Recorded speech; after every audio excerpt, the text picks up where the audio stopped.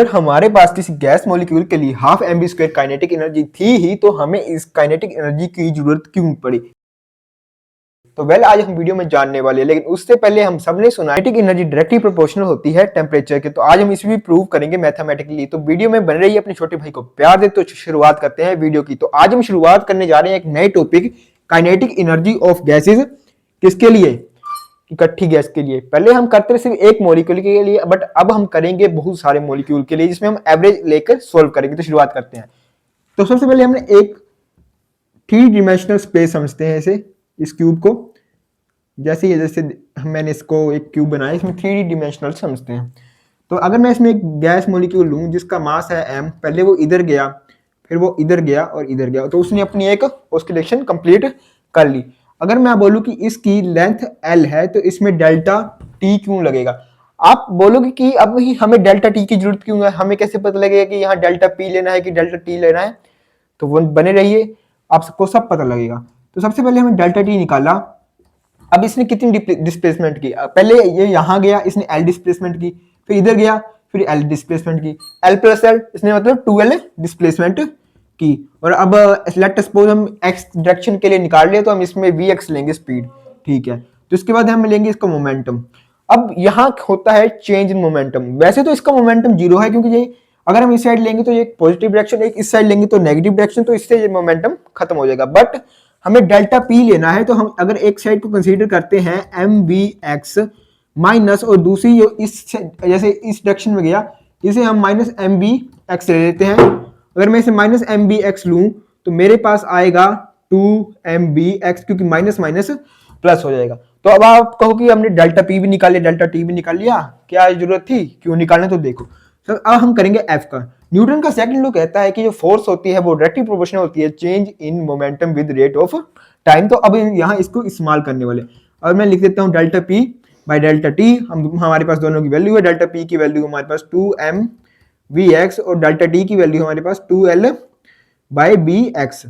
अगर मैं यहाँ पे देखो 2 से 2 गया और vx ऊपर चल गया, तो हमारे पास आएगा mvx²/l।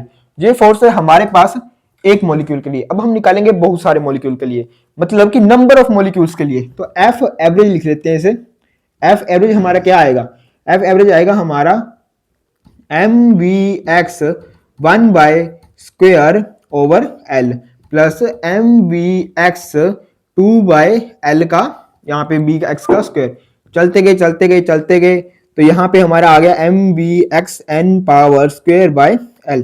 अब यहाँ पे हम क्या करेंगे, n/n से डिवाइड करेंगे। तो आप कहोगे कि ये n/n क्या है? तो वेल n/n है नंबर ऑफ मोल्स।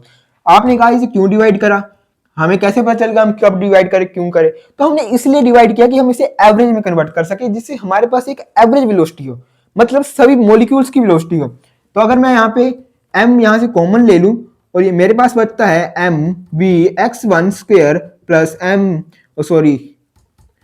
अगर मैंने यहां से m कॉमन ले लूं तो मेरे पास बचता है vx1² plus vx2² dash dash dash dash vx की पावर n स्क्वायर। और यहाँ पे अगर मैं यहाँ नीचे n से इसको इधर लेके आ जाऊं तो हमारे पास बन गई एवरेज वेलोसिटी, मतलब v1 plus v2 plus v3 over vn over vn। मतलब कि v1 v2 को मैं vn तक लेके गया, उससे नीचे n लगा दिया, मतलब मीन कर दिया। तो इसके उसमें मेरे पास एक सिंपल वेलोसिटी आ जाएगी। और l हमने यहाँ का निकाल लिया, l कॉमन लेकिन निकाल लिया नीचे, तो हमारे पास आ गई F average equal to n। अब मैं इसे मान लेता हूँ, जो मेरे पास ये पूरा एक्सप्रेशन आया है, इसमें इसका मीन मान लेता हूँ mv²x। तो मेरे पास आ गया nmlvx²। और जो गैस मॉलिक्यूल है, ये उसको ये थोड़ी कि वो अकेला x में ही मोशन करेगा, वो किसी भी प्लेन में मोशन कर सकता है।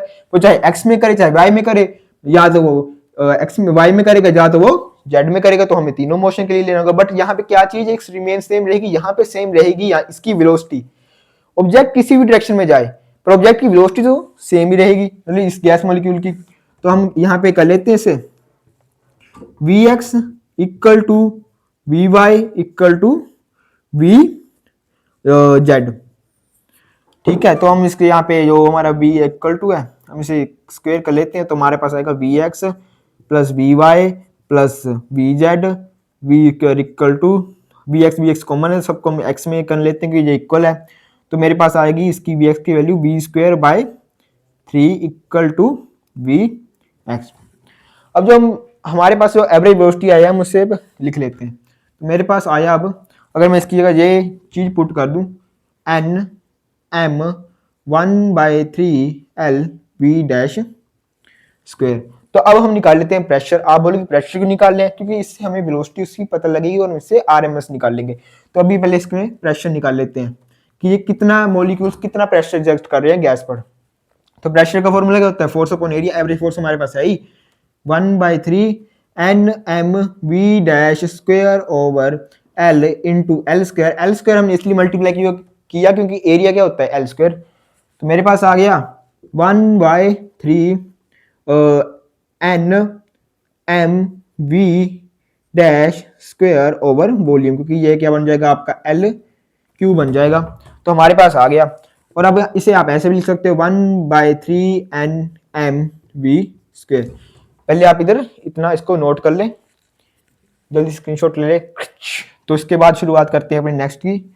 तो हमारे पास इतना आ गया है कि हम Vx तक, हम यहाँ पे क्या Vx तक पहुंच चुके हैं। तो अभी देख लेते हैं। तो हमारे पास ये एक्सप्रेशन आया है कि हमारे पास प्रेशर आया है 1/3 NM, यहाँ पे क्या है वेलोसिटी, ये वेलोसिटी है, ये वॉल्यूम है, ठीक है।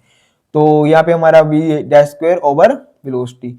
अब हमने सबने पढ़ा है एक आइडियल गैस इक्वेशन होती है, कौन सी, आइडियल गैस इक्वेशन। तो ये आइडियल गैस इक्वेशन हमें ये बताती है कि P इक्वल टू nRT, मतलब PV इक्वल टू, PV है वो हमारा होता है nRT, ठीक है जी। तो अगर मैं यहाँ से ले जाऊं तो मेरे पास n, और यहाँ पे हमारा n की वैल्यू रखेंगे हम 1, मतलब हम n की वैल्यू अपनी 1 रखेंगे। अगर मैं n की वैल्यू 1 रखता हूं तो मेरे पास आएगा PV इक्वल टू RT। अब हमारे पास कंफ्यूजन ना हो वॉल्यूम को लेके, तो हम जो हमारे पास V डैश स्क्वायर है इसे हम C मान लेंगे, मतलब इसे हम C का स्क्वायर मान लेंगे। तो शुरू लिखते हैं प्रेशर हमारे पास। अब PV था तो हमने PV साइड ले गए, RT तो हम इसको RT लिख देंगे। यहाँ पे हमारा बनेगा 1/3 NMV डैश स्क्वायर को हम लिख देंगे अब C स्क्वायर, की हमारे जो वॉल्यूम है उससे हमें दिक्कत ना हो। तो RT की वैल्यू आ गई। अब हमारे पास N है तो हम N को उधर ले जाते हैं। R equal to T/N equal to 1/3 MC square. तो MC स्क्वायर आ गया। अब हम यहाँ पे क्या करेंगे कि दोनों साइड 3/2 से 3/2 को मल्टीप्लाई कर देंगे। अगर हम 3/2 और 3/2 को मल्टीप्लाई कर दें तो हमारे यहाँ से 3/3 कट जाएगा। तो हमारे पास आएगा 3/2 RT/N equal to half MC square. हमने V स्क्वायर को क्या मान लिया, C स्क्वायर की। आगे हमें जाकर कंफ्यूजन ना हो तो हमारे पास एक्सप्रेशन आ गया है। हमारी काइनेटिक एनर्जी है 3/2 R/N/T, और जो R ओवर हमारा N है इसे हम बोलते हैं बोल्टमैन कांस्टेंट। ये हमारे पास है बोल्टमैन कांस्टेंट, ये एक वोल्ट कांस्टेंट है। तो हम इसे लेटस के जूम कर लेंगे। तो हमारे पास आया 3/2 KT equal to half MC square. तो अभी हम C का RMS निकाल लेते हैं। RMS मीन होता है रूट स्क्वायर मीन। तो ये हमारे पास मीन तो है ही, क्योंकि ये सब इनका एवरेज है, ये सबका क्या है एवरेज है, ठीक है। ऊपर स्क्वायर भी है। तो अब हम इसका RMS निकाल लेते हैं। तो C स्क्वायर इक्वल टू होगा हमारे पास 3/2 KT इंटू 2, तो M हमारे पास 1/M आ जाएगा। 2 से 2 जाएगा, C square equal to 3KTM, इसे हम RMS लिख लेते हैं। अगर मैं दोनों साइड स्क्वायर करूंगा तो मेरे पास आएगा C इक्वल टू √3KT। ये है velocity of the gas molecules, number of gas molecules. तो जल्दी से इसका स्क्रीनशॉट ले लें। उम्मीद करता हूं आपको समझ आया होगा। अगर समझ आए तो वीडियो को लाइक करें। तब तक के लिए जय हिंद।